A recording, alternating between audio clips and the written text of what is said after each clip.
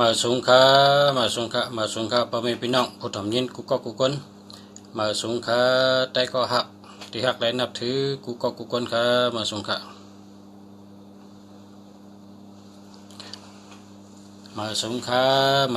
พ่อแม่พี่น้องเขากูก็กูคนค่ะลุงเสียคู่เมืองดีนะลุงเสียคู่เมืองดีออกมาตีเครื่องในก็แปลว่าเครื่องในฮับได้ก็ไรนะอันที่มีนกกาหลนนั่นมันฮับได้ก่อมแล้วมันเต็มหาเหงอ่ะนะมันเต็มหาเหงอ่ะอันที่มีกระตุ้นก็เต็มหาเหงอ่ะนะที่เป็นคนยิงกองคนใจกองนั่นปรับเห็นดิกได้19 ตัวนั่นมันเต็มหาเหงก็มันจังฮับได้ก็แทงอ่ะแล้วก็พี่น้องก็ตึกย้อนมาติ๊กแล้วก็มาอยู่ที่นกกาโดนก็เต็มหาเหงอ่ะค่ะเต็มหาเหงอ่ะแล้วก็มี10,000อ่ะถ้าในมาทางอันไหนครับอันไหนได้ตึกมาหลายก็เลยครับพรหมาจะมหาเทวาอภิราภาพระวันตุเมมหามาสงค่ะ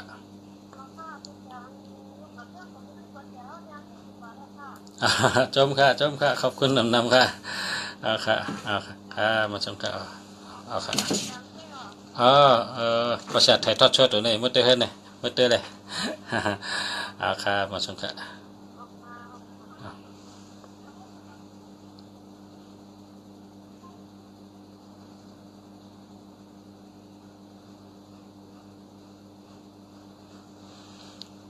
พี่น้องไต้เขาก็เหตุการณ์หาเงินนะ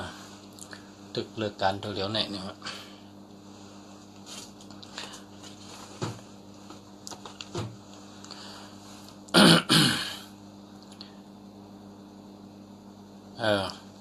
อันที่ลุงชามาลาดตีในนี่ก็แปลว่าพี่น้องเขามีน้ำลาดมาสืบสายมาเป็นอยู่ที่ไกลนะเป็นว่าใครเป็นใต้ก็เป็นใครเป็นใต้ก็ใกล้กะลุงชามีใต้ก็เต็มหาเหงเยอะมันฮับอะไรก็ค่ายมาแทงมาเดี๋ยวนี้มาอยู่ที่ไหนได้มาอยู่จำเนื้อเนี่ยเป็นเจ้าเปิงเงินเจ้าเปิงคำเนี่ยจึงเจ้าเปิงเงินเจ้าเปิงคำอันนี้เด็ดอยู่ได้นำเขาเนี่ยแหละนะมันตั้มไปถึงเฮงค่ะเนี่ยแหละฮับอะไรทางนำค่ะ1ก็ในเปิ้นปันมี5เฮงก็แต่ลุงเสียได้มี10,000 ปลายอ่ะนะมี10,000 ปลายแต่ก่อนเนี่ยก็เปิดแต่ก่อนมามี10,000 ปลายอะไรลุงเสียเลยมาลัดที่เนี่ยอันนี้ในมาเป็นแต่ก่อนอะไรนะมันจึงพอไม่พี่น้องเขาอันที่อยู่ที่ไกลอันอยู่ที่ไกลนะแล้วก็ใครเป็นแต่ก็ลุงจากคู่เมืองดีอันว่านั้นมาเข้าที่ไหนนะเข้าที่เจ้าเปิงเงินเจ้าเปิงคำเนี่ยอันนี้ชื่อเป็นแต้มเด็กอังกฤษนะแต้มตัวเด็กอังกฤษสระคู่เมืองดีว่านี่นะสระคู่เมืองดีแต้มเป็นตัวอังกฤษนะแต้มว่าสระคู่เมืองดีเพราะแต้มว่าในแรกเป็นแต่ก็อะไรอันที่2 ตีนั่นนะเต็ม5เหงทั้ง2 ตีนะเมื่อได้มันมี10,000 ปลายแต่ก็เพราะฉะนั้นแหละมาดัดกันไหนนะ คำได้ก็พอเป็นพี่น้องเขาหนังคืออะไรตั้งหูเหมือนั่นเตเอาตัวนับอันเหมือมาดัดนี้นะตัวนับอันดัดเมื่อไหร่ได้ เป็นอันตอนต่อกับในปรับอันนี้ครับ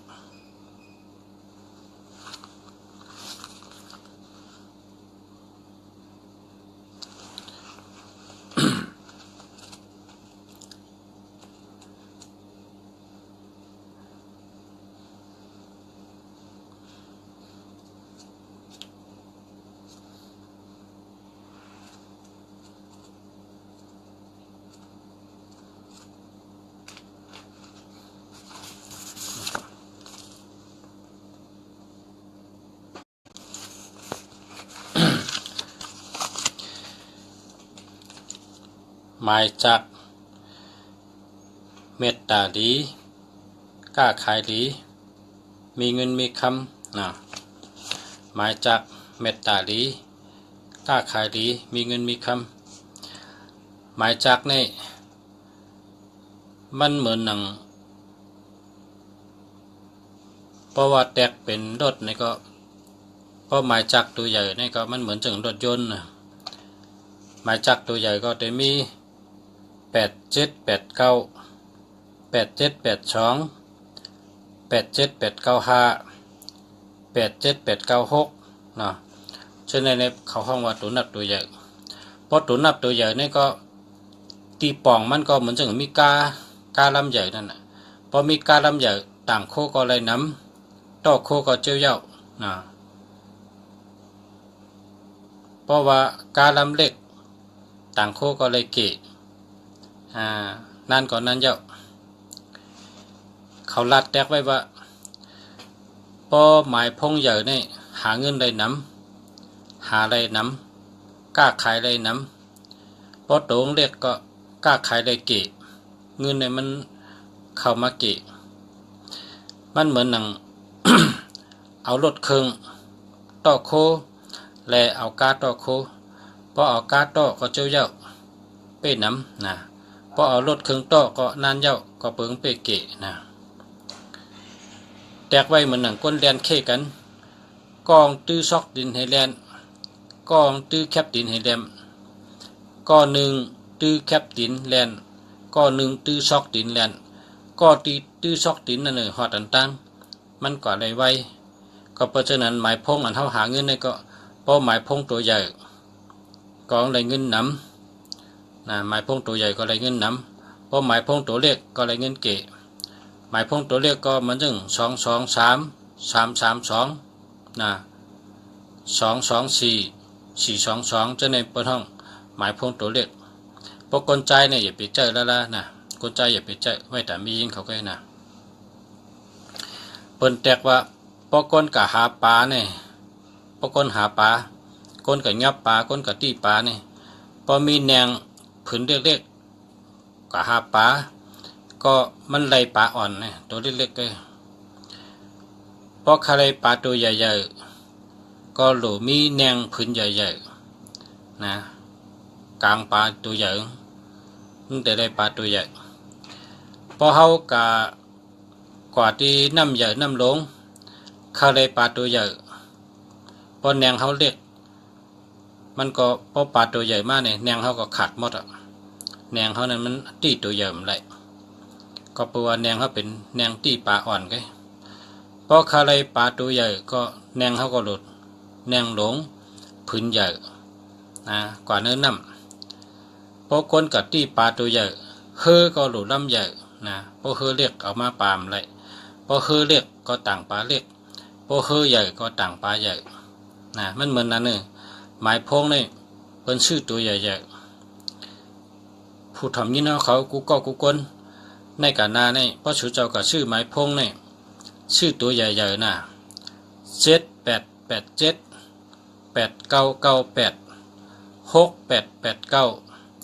696996 5995 7997 8998 8888นะ9999จะนั่นน่ะมีเงินแก่นั่นนะมีเงินก็เพราะฉะนั้นแหละพอชูเจ้ากับชื่อตัว224 422 223 322 123 324พอชูเจ้าชื่อเจ้านั้นน่ะนะ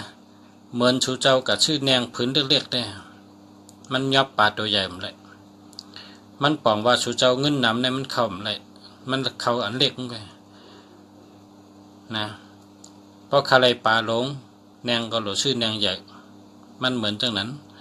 เพราะเขามีเงินนำหมายพงก็หลงชื่อตัวใหญ่มันเพราะตัวเล็กมันก็อย่าไปชื่อตัวเล็กตัว234นะเช่นนี้อย่าไปชื่อเขาชื่อ78นะ789 789เพราะเป็น1เนี่ยก็1991 นะ1991เพราะเป็น2นี่ก็2882นะเพราะเป็น3นี่ก็3993เพราะเป็น4นี่ก็4994เพิ่นเดี๋ยวตัวใหญ่มากึกขึ้นนะ4774ฉะนั้นเพราะกึกกันตั้งตัวใหญ่ได้หลายจังว่าพี่น้องเขาคำพองใครมีเงินนำใครมีเงินเป็นล้านเขาใครมีเงินเป็นล้านนะน่าใจเขาก้อยการหมายพงเขาตัวเลขน่ะมันมีอะไรหรอนะเป้าหมายพงตัวเลขมันมีอะไรสัตเทลงที่เมืองกอกเนี่ยเปิ้นเป็นสัตเทเงิน3 ปากล้าน1 ปากล้านเจ้านั่นเขาลาดในลุงเสียว่าเป้าหมายพงตัวเลขเนี่ยมันเหมือนรถเก๋งนะพอมีรถเก๋งเนี่ยเป็นขี่จอก็นะรถเก๋งรถอ่อนนั่นน่ะพี่น้องรถอ่อนขี่จอเหล่จอมเมืองเหล่เนื้อเมืองเหล่เนื้อเวียงเหล่เนื้อวันรถเก๋งเนี่ยเป็นรถก้นจอเป็นขี่เลียนก็ต่างโคก็ไม่ไรต่างตุ้มไม้ก็ไม่ไรต่างนักก็ไม่ไรนั่นน่ะเป้าหมายพงตัวเลขของเหมือนนั้นน่ะ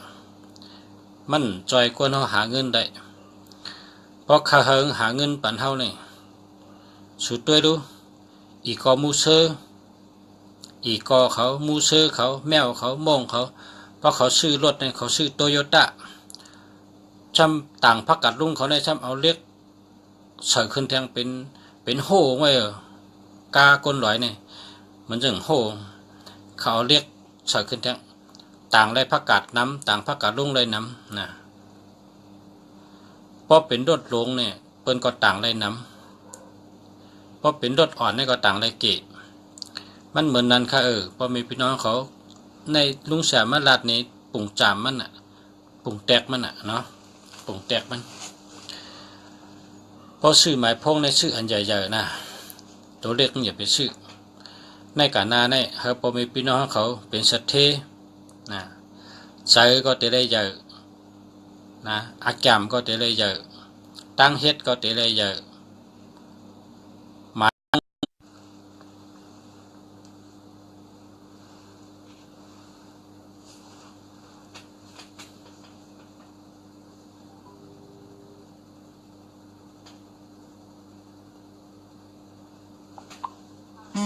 ลงจากทึกไทยทอดชดอยู่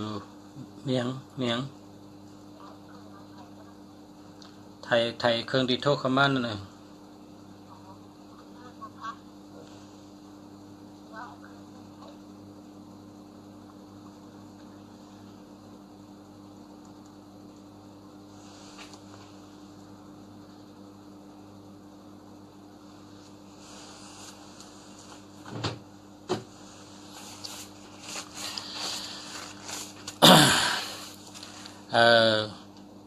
หมายพงเนี่ยนะ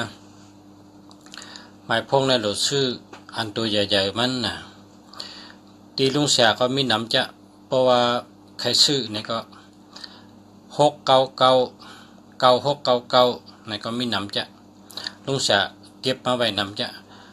969993999199จะไหนลุงเสียซื้อมาไว้น้ำจะลุงเสียในลุงเสียลาดต่อหน้าพระเป็นเจ้าต่อหน้าพระแม่ตระแม่สังฆาแม่ลาดต่อหน้าชูเจ้าตั้งหลายลาดต่อหน้าเจ้าทอดเจ้าแม่ตั้งเสงต่อหน้าชูเจ้ากุก็ลุงเสียมีเจตนาเพิกจืนเขาเฉยเฮาชูเจ้าเป็นสัตเทนะเฮาชูเจ้าเป็นสัตเทตีลุงเสียมาลาดในชูในเฮาชูเจ้าเป็นสัตเทนะเฮาชูเจ้าเป็นคนมีเงินนำลุงเสียมาลาดเนี่ยเฮาชูเจ้าพร้อมกันชื่อตัวใหญ่ๆนะเพราะชื่อหมายพงนะชื่อตัวใหญ่ๆ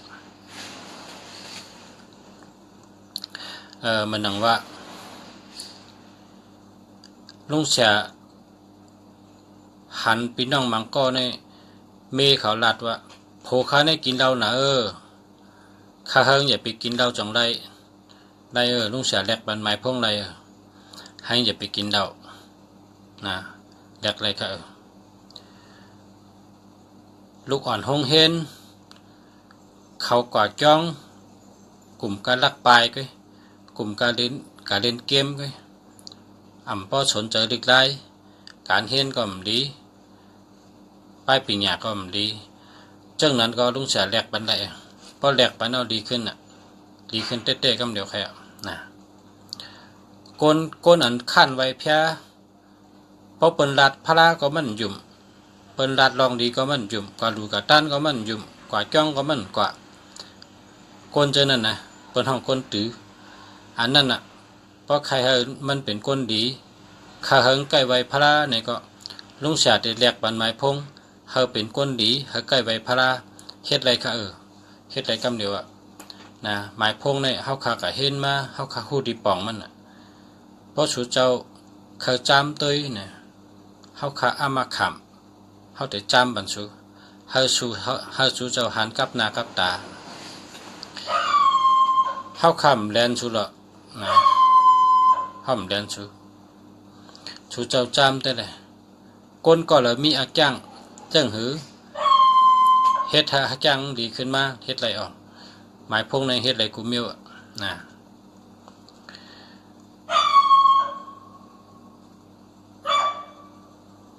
ก้นไข่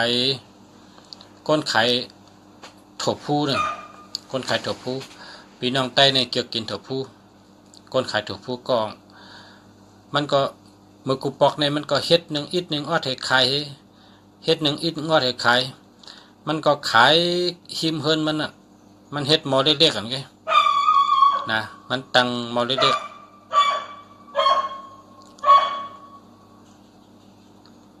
ตั้งมอเล็กๆให้เอาขายอยู่นะการในมันมาลัดลุงเสียว่าลุงเสียเฮ็ดให้ถูกผู้ค้าในขายดีกวนจังไรข้าหุงวันมอมันก็มเสียงถูกผู้กัดก็มเสียงถูกผู้อุ่นก็มเสียงมันดัดจังนั้นลุงเสียว่าลุงเสียแต้มปันไม่ปะเอากัดเฮ็ดไทยได้10 แผ่นนะแต้มปัน10 แผ่นแต้มปัน10 บางนะกำไตปัน10 บางแต้มปันให้มันเอามือตีเฮินมันตีร้านขายมันตีเก็บเงินมันตีกระเป๋าเงินมันตีหมอเขาตีหมอถกผู้มันตีเป็นมันนั่งกินจะติดปกเต็มเหมือนกันมันติด10 อันนะปองติดเหียเนี่ยไผก็มาซื้อกินว่ามันว่าขายดีเนี่ยมันขายดีเนี่ยมันยุ่มมันยุ่มเตะยุ่มบะกำในมันเอาตัวกันนั่นอันต้องเสียแต้มปันนั่นกว่าเฮ็ดเป็นสติกเกอร์มาติดนะติดตั้งขายมาติดหมดเพราะเป็นตั้งขายมันได้เพราะเป็นร้านมันเองติดหมดนะติดเฉยจำตั้งกินตั้งยำนะที่เป็นโถงนั่นมันติดเฉยนั่นน่ะโฆษณาจะ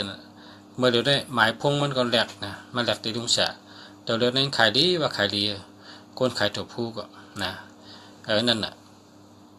มังก็ในเขาลาดดูแต่เขาเปิดใจปอดเด็กก็ซื้อคำ1 จับใน20,000เนี่ยเขาก็ซื้อคำเดียว1 จับ 20,000เพราะเขามีเงินก็พอลุงเสียว่าซื้อหมายพง1 อันใน30,000 35,000 36,000นะคำฮัดซื้ออันในมันปองว่าเจ้าเก่านะฮัดเพราะเจ้าเก่าฮัดเจ้าเก่าก็ไรอันแคมมันอันแก่มันดอกนะเราเลยฮัดซื้อนะอันที่กาปอมันก็นะเมื่อกูบอกในลุงเสียเริ่มเมื่อเนี่ยขาย600แก1 อันนี่ขาย600เพราะตัวเดียวเนี่ยก็ซื้อกับมันแล้ว600เนี่ยมันขึ้นมาเหง5 ปากนะมันขึ้นมาเหง5 ปากเมื่อตีขาย6 ปากตัวเดียวก็ซื้อมาเหง5 ปากมาขาย2 เหงนะจ้าอันซื้อมา2 เหง5ก็มาขาย3 เหงจ้าอันซื้อมา5 เหง5ก็มาขาย6 เหงเมื่อเดียวได้ขายจังนั้นเพราะใครซื้อกาปองก็มีก็เพราะฉะนั้นแหละ หมายพงเนี่ยเราได้ชื่อตีก้นหูมันเพราะสุเจ้าชื่อตีก้นหนำหูเนี่ยมันไหลมันโดดเลยลีดัง10 ตัวนะเนื้อ10 ตัวเนี่ยโดดเลยลีดัง10 ตัวนะให้เป็นตัวเงินหลายตัวเงินให้มีน้ำนะมันหนังเมื่อไกลในพี่น้องกรุงเทพก็ซื้อนั่นมันมีตัวเงินอันที่สุเจ้าถามมานั่นมันมีตัวเงินใกล้การลุงถามลุงเสียว่าจ้องเจออะไรลุงเสียก็ว่าเจออะไรจ้องดีฮะลุงเสียดีลุงเสียก็ว่าดีเพราะเขาถามว่าจ้องแต่มีเงินจ้องมีเงินเนี่ยลุงเสียมันมีเงินค่ะจ้องแต่มีเงินเนี่ยมันมีนะมันมีความถามจ้องดีเนี่ยลุงเสียก็ตอบว่าลีอ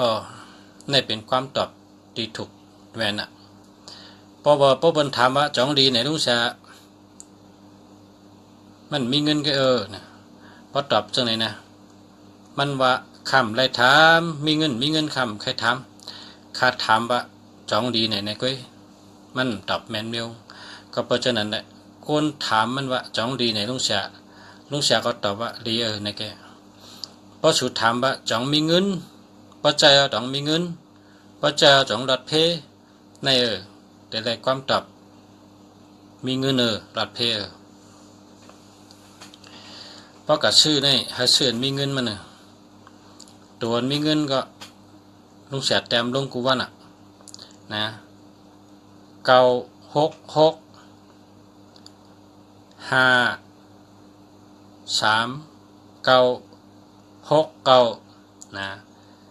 828969 78969พอมี6996ในเงินในนำนะ789ได้เป็นสัตเทพอมันมีทั้ง969เพราะในเงินในมานำนะเงินในมานำ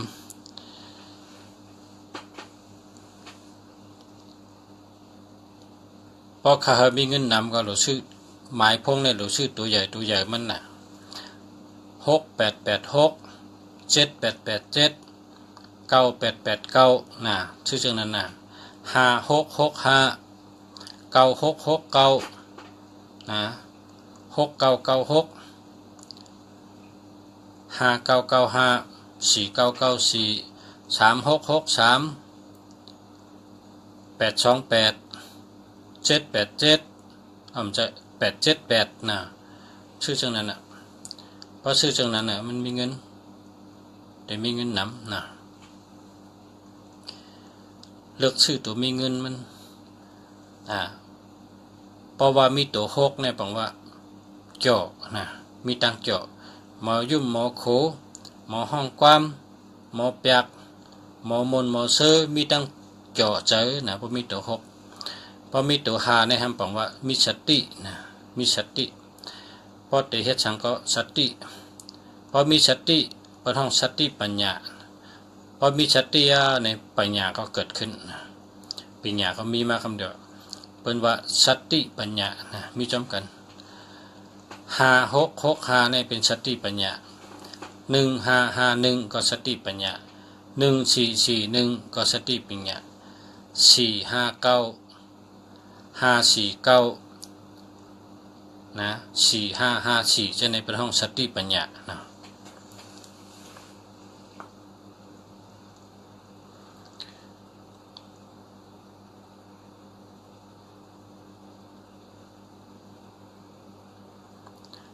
มันจังว่า พอเขามีเงินเนี่ยเนาะหมายพงว่าพอเขามีเงินเนี่ยเราชื่อ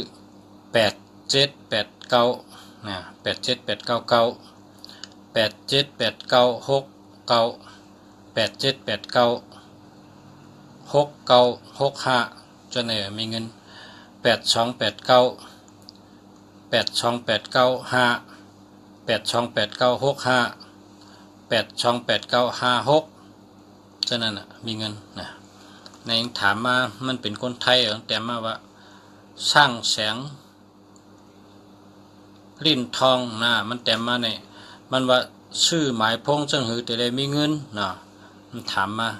ลุงศักดิ์ก็รัดกะลุงศักดิ์เป็นไต้ลุงศักดิ์ก็รัดกำไต้นั่นน่ะไปกะไต้ตั้งไทยในป้องกันนะป้องกันพอรัดกำไต้ก็เขาหมอถอมเพราะเขารัดกำไทยเขาก็หมอถอมไต้ตั้งไทยเป็นพี่น้องกันนะมันแต่มาถามว่าชื่อตัวเรามีเงินไหนวะนะตัวเรามีเงินเมื่อไกลก็ต้องเสียตึกรัดเจ้าก็เลย นะ8782นะ8782 8789 8785 8789 65 8789 56 8789 15 8789 91965นะเจ้าในเป็นตัวมีเงินนั่นแหละนะเจ้าก็ชื่อตัวมีเงินเจ้านะพอเจ้าก็เจ้าตัวมีเงินน่ะแต่ไรเป็นสัตว์เทนะเพราะเคยรอดเพกว่าตั้งไรก็รอดเพอยู่ที่ใดก็รอดเพการให้การทางก็รอดเพเพราะเคยรอดเพในชื่อ899นะ899นะ899 998ในก็ได้นะ998 9899ในก็ได้899ในก็ได้นะ9989ก็ได้นะฉะนั้นรอดเพกว่าตั้งไรก็รอดเพอยู่ที่ใดก็รอดเพนะอย่าไปมีเพสังนะ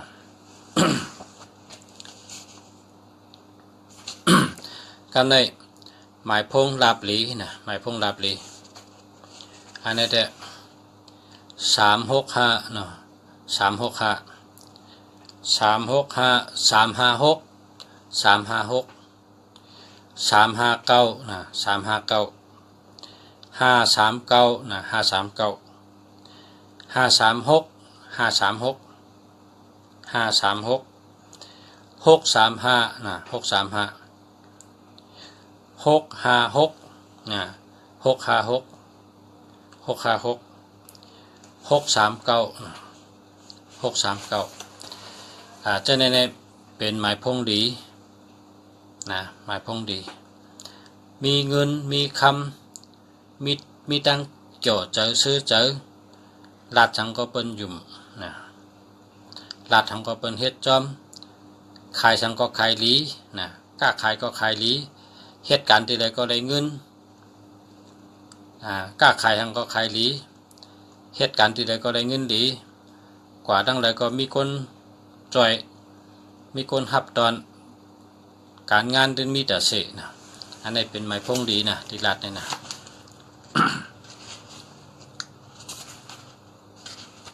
เนี่ยลูกจะอ่านได้ปั๊บนะแกพอสุดเจ้าแกชื่อก็หนึ่งปั๊บก็มีนำหนักอ่านกูวันน้ำยาวเลยมันมีเป็นตอนไป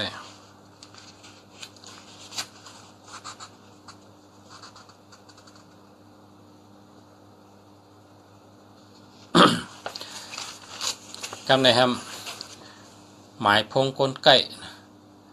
พอเผอใกล้ก็ชื่อหมายพงเจ้าเนี่ยนะพอเอาหมายพงเจ้าเนี่ยใส่ไว้ในเป็นคนใกล้นะเหตุการณ์ก็ใกล้หลัดกรรมก็ใกล้พอเผอมีลูกเลี้ยงขี้ข้านลูกเป้าขี้ข้านลูกใจขี้ข้านลูกยิงขี้ข้าน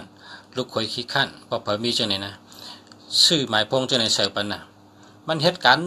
เตี้ยๆนะมันข้านอ่ะมันเป็นคนใกล้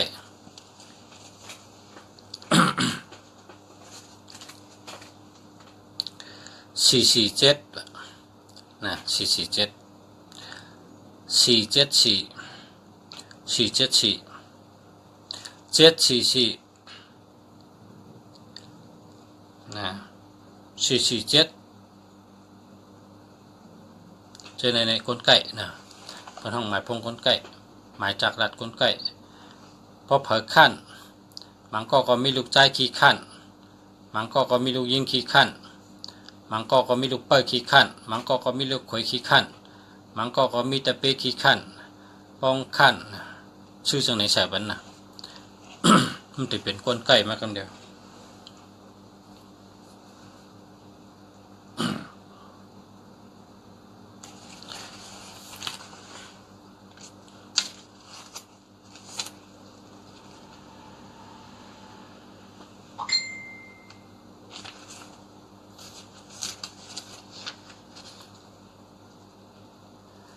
หนึ่งปรับกะฮือค้าวะนะหนึ่งปรับกะฮือ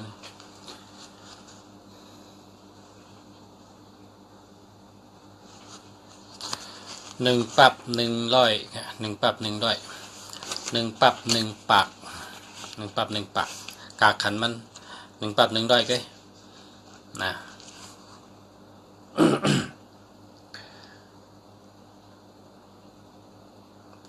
ชุมคำในเต็มมาลัดในตามียิงตาผู้ยิงในเขาหางดีเขาโหลตั้งหางดีเขาโหลหักเขาโหลเมตตากว่าตั้งแต่ก็เฮเปิ้นหักเขากว่าตั้งแต่ก็เฮเปิ้นตุ้ยเขากว่าตั้งแต่เฮเปิ้นอ้ามเขากว่าตั้งแต่เฮเปิ้นยองเขากว่าตั้งแต่เฮเปิ้นเจอจับเขาเมตตาค่ะเมตตาเนี่ย นางยิงเนี่ยเขาไว้น้ำหนักหรือเปิ้นหรือก้นใจหลายชิปุ่นก้นใจเนี่ยพอตื่นมาก็ล่างนาก็เจ็ดนาก็คนหัวก็มีปัดปีที่นั้นเนี่ยก้นใจเนี่ยนาก็มตาสังมตาเหี่ยวธรรมชาติเหมือนนาลุงเสียเนี่ยตาเหี่ยวเนี่ยตาสังก็มตานะ ก้นใจเนี่ย เป็นก้นใจตาแต่ว่ามียิ่งเนี่ยพอตื่นมาในเขาล่างนานะพอล่างนาเจ็ดนาพอเจ็ดนาเนี่ยตาอันในจันที่หนึ่งเขาพูดมี3จันก่อนนาเขาเนี่ยอันนี้ตาทั้งจันที่2อันนี้ตาทั้งจันที่3พอตาหนาทำเต็มขนตายอมเต็มสีชบ กำในลุงเสียได้ปันหมายพงคนยิงอำหลุดเต็มเฮเตียนะขนตาก็เต็มแก้มก็ย่อมชบก็ตาตั้งหักปอมากูยามตั้งหักปอมาคำเดียวตั้งหักมีแต่เสตั้งหักดีแต่เสเม็ดตางดีแต่เสนางยิงกูก็อะไรคำเดียวนี่แหละ นางยิงกูก็อะไรคำเดียวเมื่อพวกแต่นางยิงแต่กะหาชื่อเนี่ยแต่ชื่อมาใจนางยิงในเขาชักษากามุนเขาชักษากาน้ำหอมเขาชักษากาชนับค่าเขาชักษากาคิมตานาเขา นะก็แปลว่าคิมตานั่นเขาเนื้อ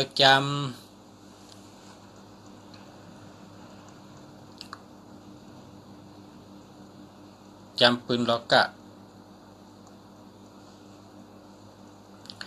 นางยิงแต่งตัวเนี่ยนางยิงนี่นะแต่งตัวก็เป็นรองหลีนะในจำนั้นเต็มไป เพราะว่านางยิงเนี่ยพวกคนใจไม่อยู่จำเนี่ยมอกให้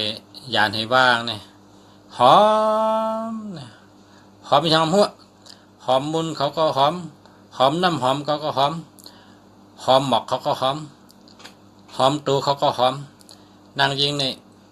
มันมีมาแต่เมื่อก่อนเมื่อมื่นชื่นก่อนนางยิงเนี่ยเขาตื่นแต่งตัวกูก็พอแต่งตัวเนี่ยพอคนก็เลยมาจำเนี่ยเจอเกี่ยวเจอชื่อมาคำเดียวนะก็เปิดเลยไอ้น้ำหอมก็เปิดเลยไอ้คิมอันเขาตาหอมก็เปิดเลยไอ้หมอกหอมนะเจอคนใจก็อย่าคนจริงก็อย่าพอมาอยู่จำเขาเนี่ยตั้งเกี่ยวชื่อเนี่ยปอมาคำเดียวนะตั้งมนชื่อเนี่ยมีมาคำเดียว มันก็เป็นรองดีที่คนจริงเขาเฮ็ดทางเฮ็ดผังนะเฮ็ดทางเฮ็ดผังนี่ก็เป็นกลุ่มก้นเฮานะเป็นกลุ่มก้นเฮา ความเป็นว่าไก่หางดีเปอขนก้นหางดีเปอโคไก่หางดีเปอขนก้นหางดีเปอหางเครื่องนะก้นในหางดีย้อนเปอเฮ็ดหางย้อนเปอหางเครื่องย้อนเปอโคเล้งนะหมอนุ่งหมอแต่งหมอเฮ็ดหางก็เป็นรองดีนะเป็นรองดีคนใจเนี่ยซ้ำมันเหม็นใช่ได้ก็มันหอมก็ว่ามันในตาสังเสมิวนะมันก็เหม็นมันก็เหม็นไอตูมันก็เหม็นไองานมันก็เหม็นไอเหอไอไข่นะแต่มันก็เหม็นกับนะมันก็เหม็นนะคนใจได้เป็นธรรมชาติมันตาสังมันเฉยสังแต่คนยิงเขาในประกาศจำเขาในมันหอมไปคำเดียวพออยู่จำเขาในเกี่ยวเจอซื้อเจอมนเจอนะพออยู่จำคนยิงเนี่ยหอมไปหอมกูเยอะนะหอมมุนเขาก็หอมหมอกเขาก็หอมไอตัวเขาก็หอมไอน้ำหอมเขาก็หอมก็วันเขาใส่กูเยอะน้ำหอมก็เขาใส่คิมก็หอมอันต้านนาเขานะที่คนโหเขาใส่ซ้ำหอมแท้งกับเพราะฉะนั้นหมายพ้องที่ลุงสามารถปั่นได้ซ้ำนางสามีเขาเนี่ยนางสามีเมืองไทยเนี่ยเป็นห้องนางเอกนะเขาใจกูก็เนี่ยเจ้าเนี่ยเขาใจกูก็หมายพ้องแต่นางยิงก็ไม่รัดต่อคนจริงกัน249นะ249 249 429นะ429 429 292 292 192 291 292 299 992 929เจ้าเนี่ยพอคนยิงเขามีเนี่ยหางดีหรือเก่าหลีหักหรือเก่านะหางดีหรือเก่าหลีหักหรือเก่าก็ปือแห้งตัวนับเนี่ยกับจอยเขาเนี่ยนางยิงเขากูก็อะไรกูก็นะต้องไว้ละคนยิงเนี่ยพอมี429 929 299 992ปนางยิงมีจังไหนแต่กว่านึกเก็บในบนตัวมันเนี่ย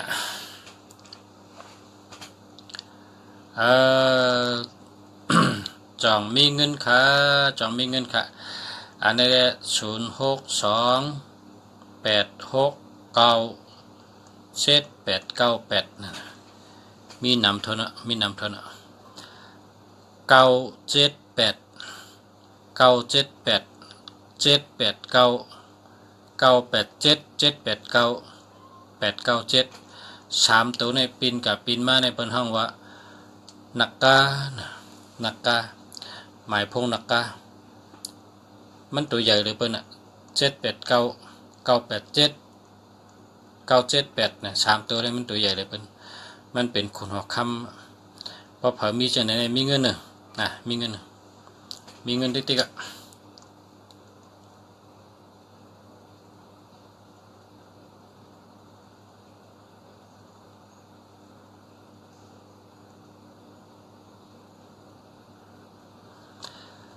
อันนี้ฉันถามว่า062 85 688 78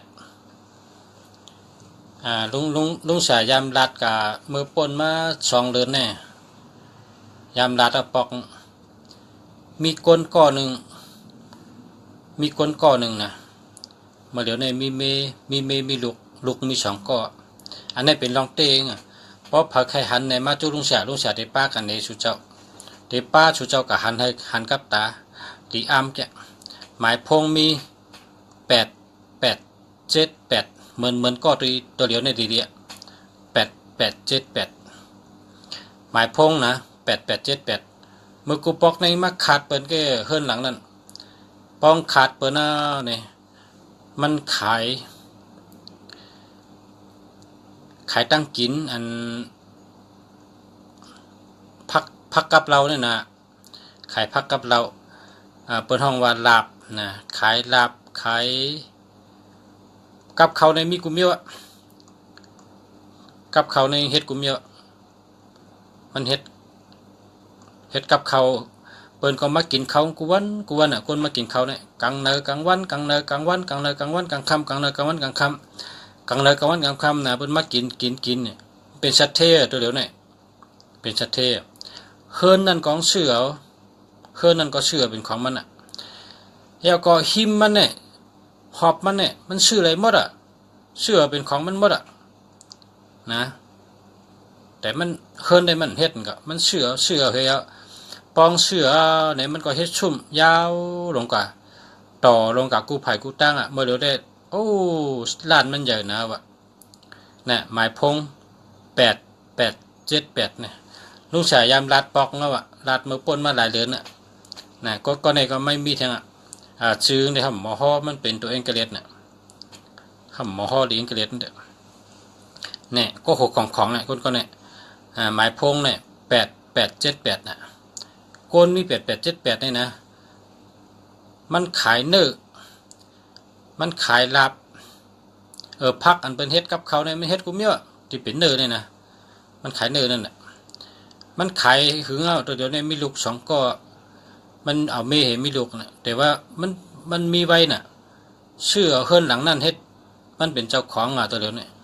คิมจะนั่นมันเชื่อหมดนะหอบเฮิรนในเชื่อหมดดีอามจะก็ในห้องผู้จักจื้อเนี่ยจื้อว่าหึงผู้ไหนมันมีเหมือนในดีเดีย8878น่ะหมายพงนะ8878นี่เป็นชัดเทน่ะ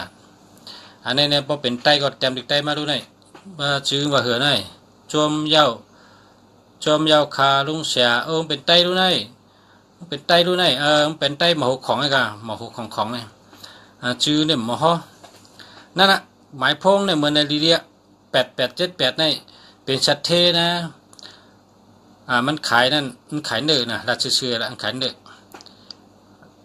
อในโวนั่นนะคนกินนะรู้ในโวนั่นมันเฮ็ดลาบก็เฮ็ดกุมเมี่ยวเพราะเป็นตั้งกินเมี่ยวเป็นกับเขาได้เป็นกำไตเป็นว่าพักเนี่ยนะพักคำพองก็ซื้อกินเหล้าให้เอากับพักได้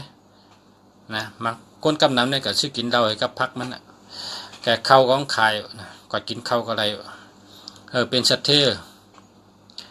ก็ในมีใน8878เนี่ยเป็นเพิ่มมันเป็นใต้ก็เดี๋ยวหมอเฮาชื่อมันชื่อหนูนาเนาะชื่อหนูนาหนูนาชื่อหนูนาเป็นพี่น้องไตดีนะวะอย่าไปขายอย่าไปปันเปิ้นเติมเงินมันติ๊กๆเนี่ยเติมเงินให้เจ้าเนี่ยนะพอหมอเฮ็ดพักขายก็เปิดร้านข้าวพักขายน่ะลุงชาหันกอเนี่ยเป็นชัดเทเนี่ยเจ้าจังไหนเนี่ยเปิดร้านผุยร้านกับผุยร้านข้าวพักนะผุยร้านกำไตเป็นทองว่าแสงข้าวพักนะผุยร้านแสงข้าวพักขายนะขายเนื้อนะขายเนื้อพอเปิดมันนั่งกินเราก็เลยนำเนาะเนื้อก็ขายเราก็ขายนั่นน่ะเนาะเนี่ยก็ในเขาตึกขันก็ในแก่8878เนี่ยวันนั้นมีกองนะเขายังกับย้อนหมายพงมาเขามาลัดเป็นรายการปนมาหลายเดือนเพราะสุขเฮ็ดด้วยขึ้นกับเดือนใน YouTube น่ะเป็นชัดเทสในก็ใน8878ขายดีแก่ที่ด้านมันเนี่ยก้อยมันตั้งกินมันเองเป็นเนื้อแล้วเป็นเนื้อแล้วคำพองเป็นหลับคำพองเป็นเนื้อต้มเนื้อหุงหัวนะ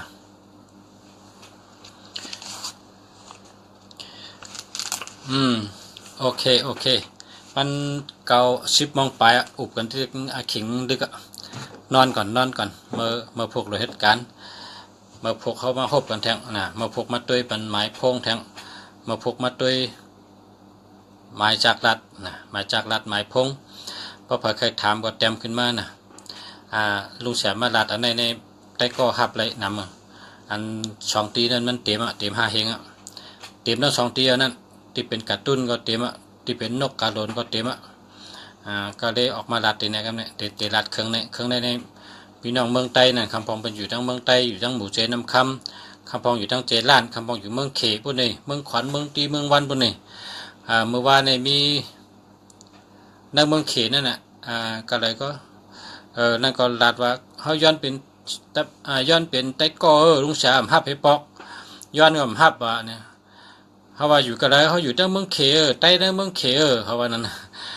ลุงเสียว่ามันหับแล้วมันเตรียม5 เฮงเอาว่านั้นกำในเขามากันเนี่ยมาตีอันผีไปเงินไปคำในหน้าเพราะเขามากันได้ฮับเต็มว่าชาลาคู่เมืองดีเนี่ยเต็มริกอังกฤษเอาหน้าเขาขึ้นรัดเมื่อเช้านั้นนะคำพองเขาใครเป็นใต้ก้อลุงเสียใครถ่อมลุงเสียรัดแต่เขาอยู่ในเมืองเขปุ่นพี่น้องใต้อยู่ในเมืองเขปุ่นในเขาใครเป็นใต้ก้อมันจังเป็นวะเขาใครด้วยเขาด้วยกูวันวะเขาว่านะ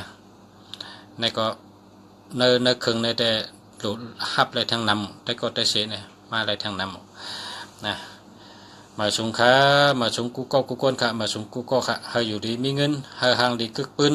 เฮามีเงินมีคำนำกูก็กูก้นเฮา